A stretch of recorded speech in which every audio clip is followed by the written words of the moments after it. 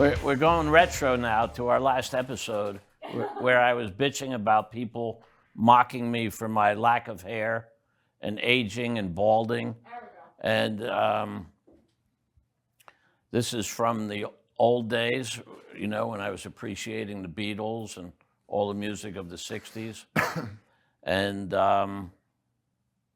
so I got this to cover up a really ugly surgery on the side of my head. And actually, I don't know if it feels better to have hair or not have hair at this point. I mean, define Right? ugly.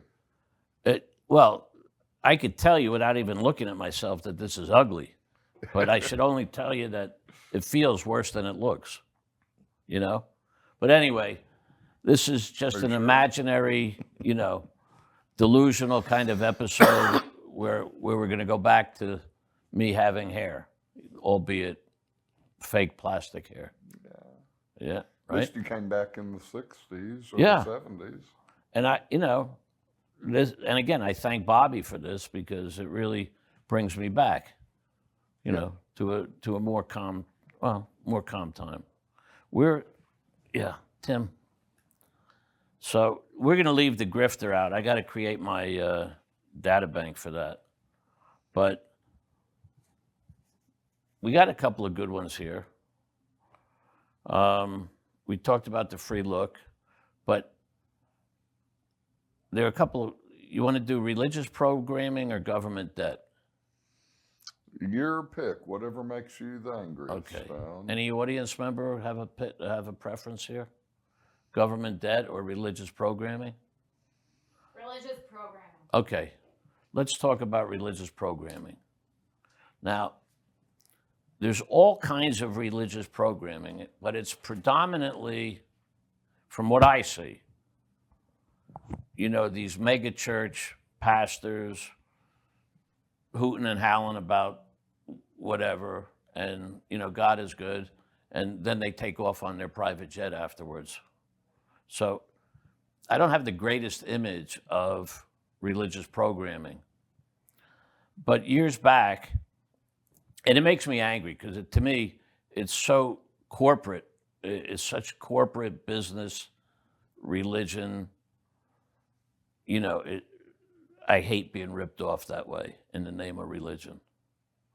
That really makes me angry when I see these pastors flying around the country, living in these giant mansions, flying around the country on jets, becoming part of the public debate and and becoming governors and politicians. It's just disgusting to me.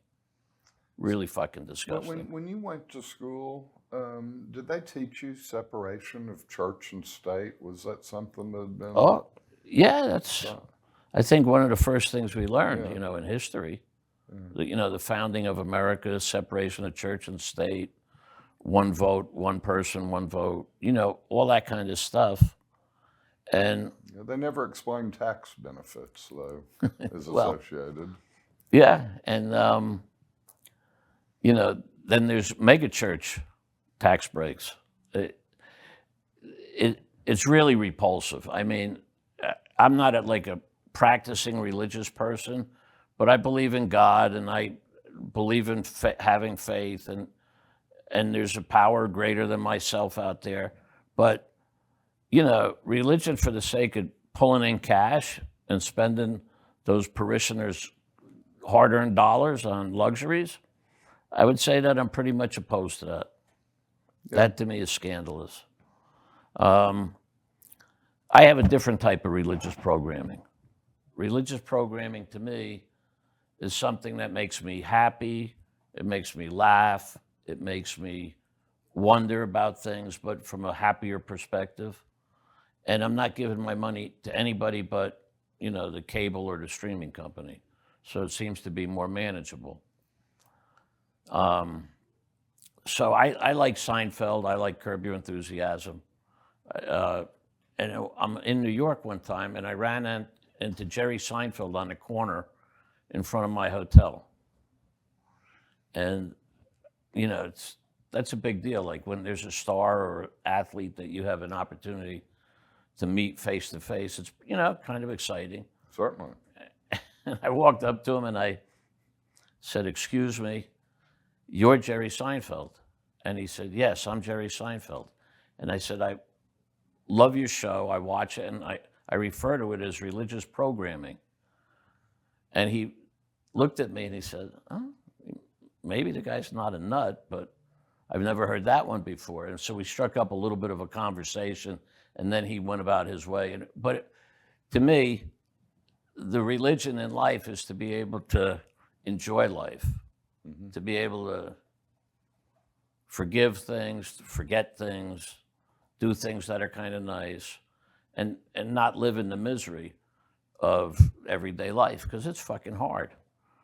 But real religious programming is the biggest scam perpetrated on most people that want to be religious or have a relationship with God. I don't see it. I don't see these mega church pastors being the guy that can convey a message in any honest way about being a better human, being a better parishioner or whatever, I just don't get it. And I think most of those guys should be somewhere else. I remember going back to history class. Most of our horrible wars have been based upon religion. Yeah. And the business of religion. The business of territory, right? Yeah. Territory, control of resources. My God's better than your God. Oh, you hurt my feelings, so we're going to kill you. Oh, we don't agree with you, so we're going to kill you? I mean, Is that a religious concept? I thought it was like, more like peace and brotherhood, the Ten Commandment kind of thing. Yeah, I agree. And you never heard of Mother Teresa assembling her own platoon of soldiers to go out to defend God's rights. Yeah. Well, I guess that's why, they shoved her out of the news, the limelight, right? I mean, no big business wants one of their own to be doing the right thing. Yeah. Well, you would think that most religions are founded upon the principle of love. Yeah. We talked about this episode or two ago about the Pope. Mm-hmm. New Pope gets elected, and everybody, 50% of the people like him, 50% of the people hate him. Why? Because of some political bullshit. Yeah. It had nothing to do with religion. It's really interesting how they connect together, isn't it? Yeah, that pisses me off. I don't like religion being used. I mean, again, I'm not the most religious person. I'm not orthodox in any religious way, but I appreciate the purpose of religion, which is to bring mankind to a better space. Yeah. Just not too long ago, I was invited to be a guest to one of my friends at his church. And whenever the tithing plate came around, I felt embarrassed. Number one, I didn't have much cash on me, but I did have a little bit I put in the tray, and they pulled me aside and said, "Sorry, we don't take cash."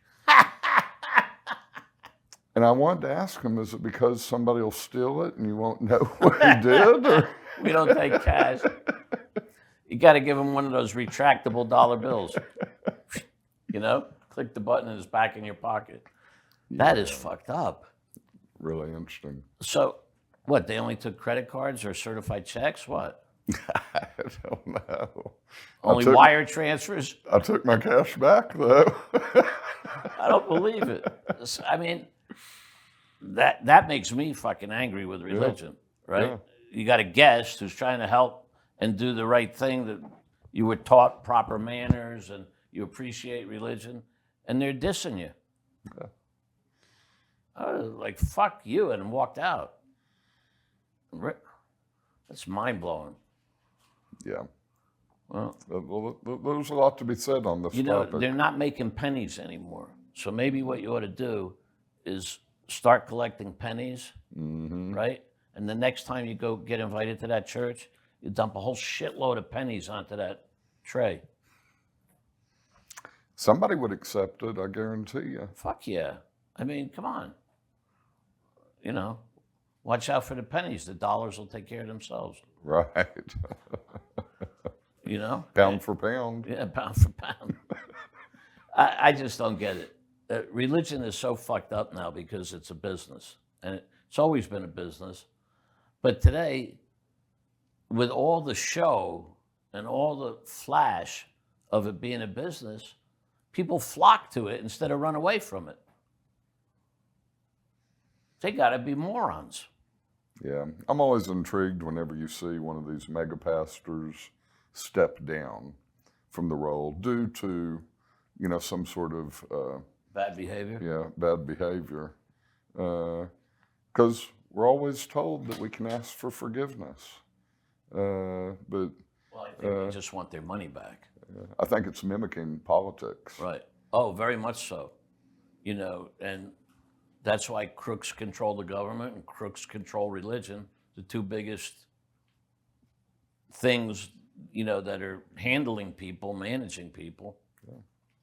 Right? Yeah, they're both tax-free businesses, Yeah. Fuck. but not cash anymore. No, they don't. I think that's hilarious. That, I mean, I hate that, but I think it's hilarious. You know, that one could, that one goes a long way with me. Sorry, we only take American Express. Yeah. Fuck them. Right? Oh my God. Well, the religious institutions, I wonder what they think about our government changing the name of everything and, you know, cutting off people from different benefits that maybe some of the people are scamming, but most of the people need those kind of benefits that are getting them.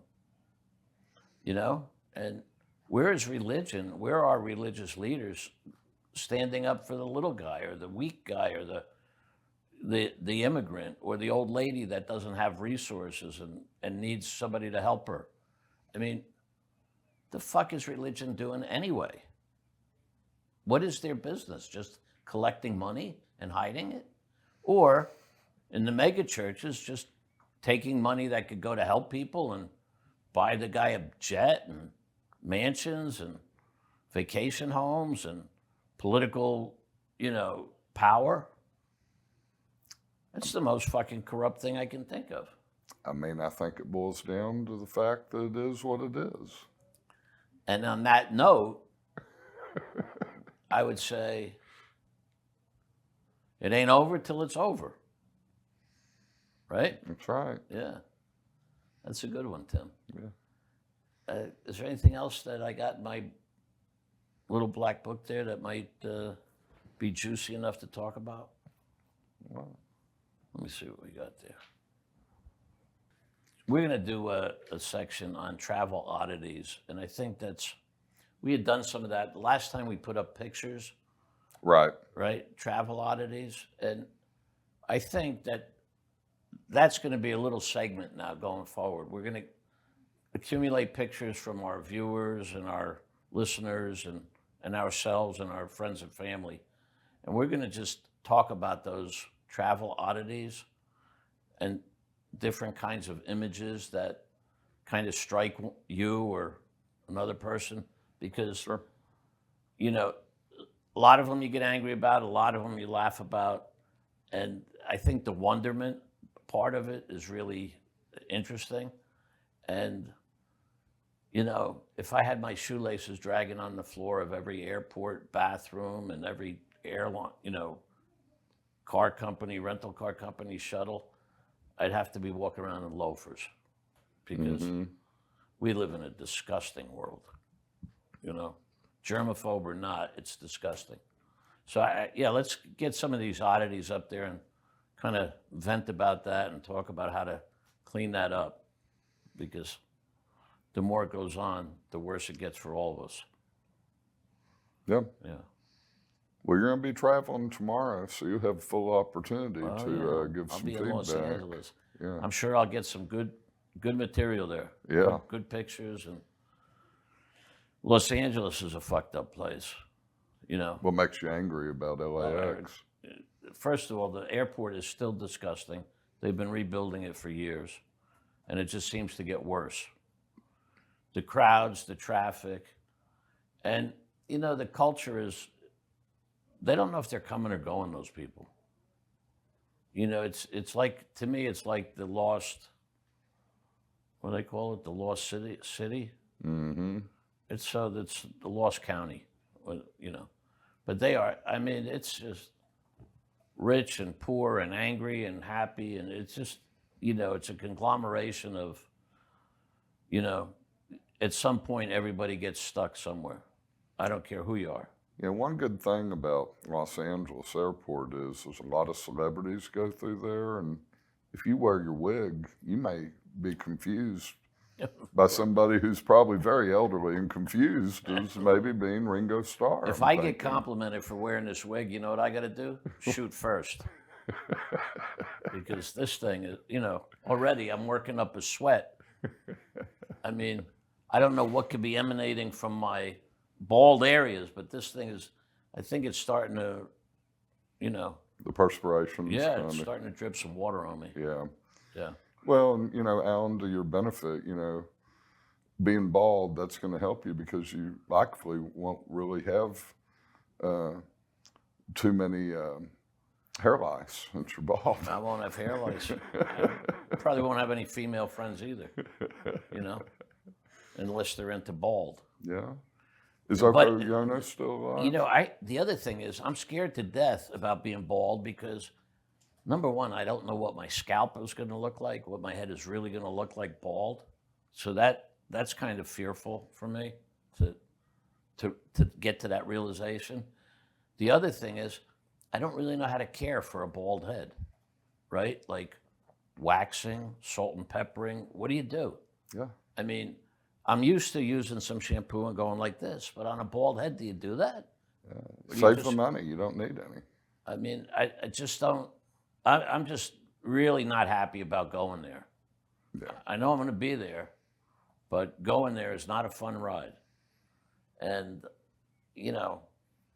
Well, I'm sure that your barbershop bills have gone down, right? No, actually, they charge me more. You They pay tell you more? it's harder to cut a head that is not growing as well as other heads. Oh, yeah. So you Yeah. pay a premium. Yeah, I'm paying a premium for less hair. And I just don't have the guts to go all the way one way or all the way the other way.